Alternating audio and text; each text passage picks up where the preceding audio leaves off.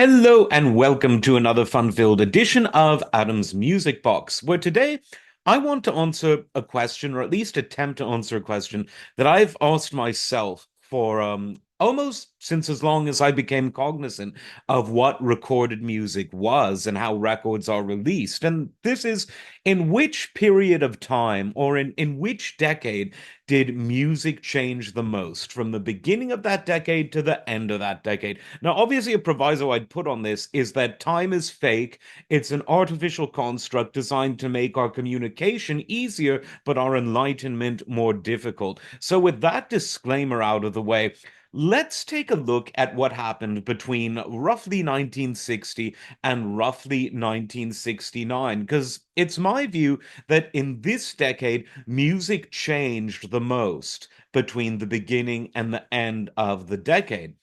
Now, we could always look at sort of decades before the 20th century, but I think that for a question like this, the age of mass communication and of mass media that the 20th century brought really made all things, whether in the arts, in politics, in societal development, it made things move quicker. And this, of course, was fueled by the technology.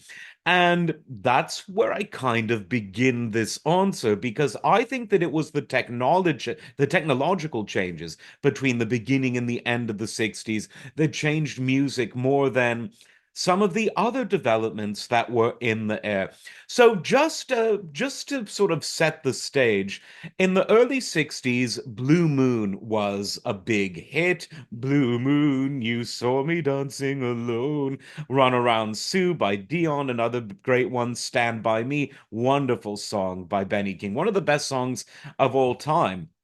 The Four Seasons then started to come out in 63. Roy Orbison had a huge year in 63, big year in 62 as well.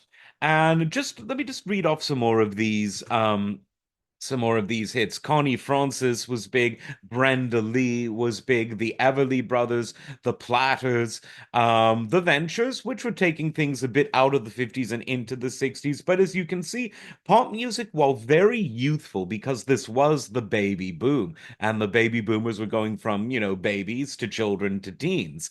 And they were getting to be the age where, in a booming economy, they wanted to consume music. So even going back to the 50s, obviously, the birth of rock and roll was about a need to satisfy the young customers who wanted their own unique style of music.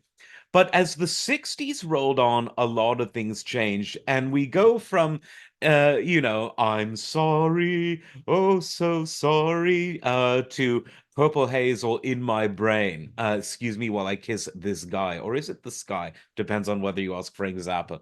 Or Jimi Hendrix. But forget the lyrics, that's just a bit of fun.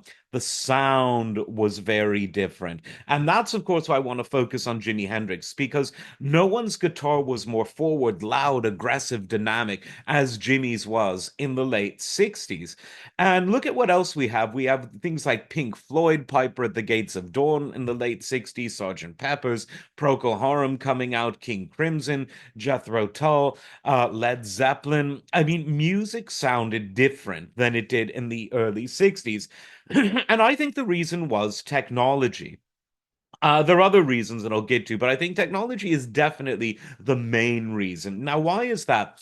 Well, the most obvious answer is that guitar amplification got bigger, better, and louder, and it gave guitarists the opportunity to do more. It made the guitar and other amplified instruments like the bass guitar, it made them more forward. It made them instruments that could be played in a style that was just less polite than the guitars were played in the early 60s and late 50s, where the amplifiers didn't have that kind of oomph. I mean, Marshall, of course, you could say that Marshall amplification, among others, sort of really changed the sound of popular music between 1960 and 1969. Other things that happened were the proliferation of effects pedals that were starting to become somewhat more sophisticated by the end of the 60s. You had new instruments that started to proliferate in pop music, like the mellotron. You had engineers that were willing to do things in the studio on an experimental basis that just would have been unheard of. But all it takes is a one or two to do it. I mean, think Frank Zappa's Freak Out, think the Beach Boys' Pet Sounds, think of, Normal Norman and all the stuff he did, whether with the Beatles or Pink Floyd. Think of Sir George Martin. So the sound of music changed because of technology. And by the end of the 60s, we even have the Moog synthesizer start to show up. And we have older instruments like the Hammond organ that start to be played in really new and interesting ways. So there was definitely that.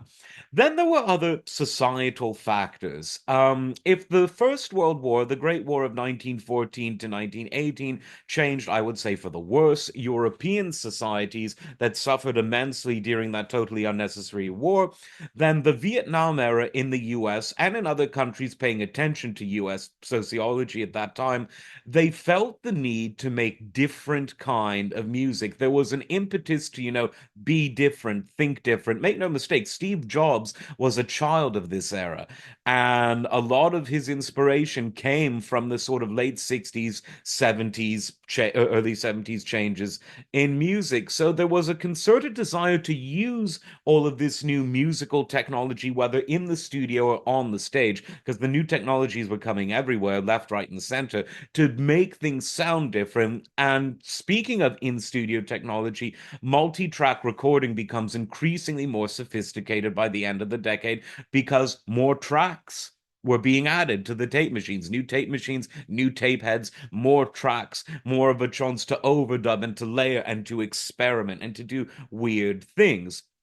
Now, what the 60s isn't is the decade of the most diverse musical genres, all competing on a relatively equal footing in the popular music space. That would be the 70s. The 70s had so many different genres that were both emerging and frankly coexisting at the same time. You had folky singer-songwriter music, you had Philly soul style vocal bands, you had more aggressive George Clinton style funk, you had Midwestern funk like Kool and the Gang. You had West Coast funk.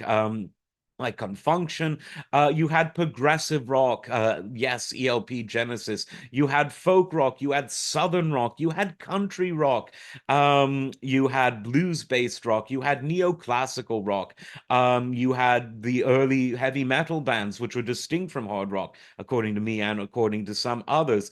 You had disco, you had post disco, you had punk, post punk, new wave.